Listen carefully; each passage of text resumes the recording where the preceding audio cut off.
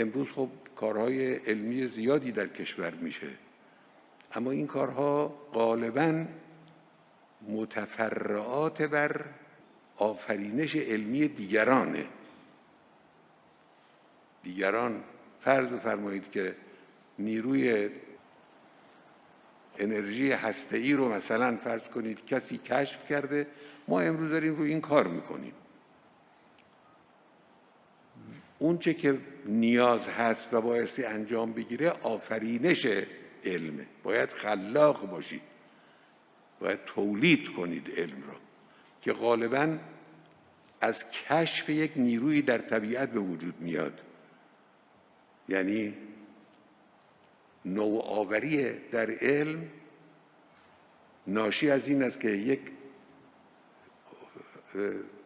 ناموسی را، یک قانونی را که در طبیعت وجود داره و تا امروز کشف نشده شما کشف میکنید، بر اساس او تولید علم میشه، بر اساس او فناوری‌های متعددی به وجود میاد.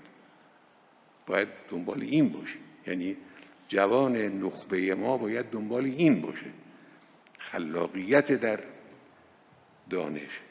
و حالا فرض بفرمایید که مثلا نیروی جاذبه، حالا مثالهای قدیمیش ایناست دیگه، از قدیم این مثالها رو میزدیم، نیروی جاذبه وجود داشت، یکی اینو کشف کرد، بر اساس او دانش‌هایی به وجود آمد. نیروی الکتریسته در طبیعت عالم وجود داشت، کسی او رو نمیشناخت، یک کسی کشف کرد، بر اساس او این عرصه عظیم علم و فناوری به وجود آمد.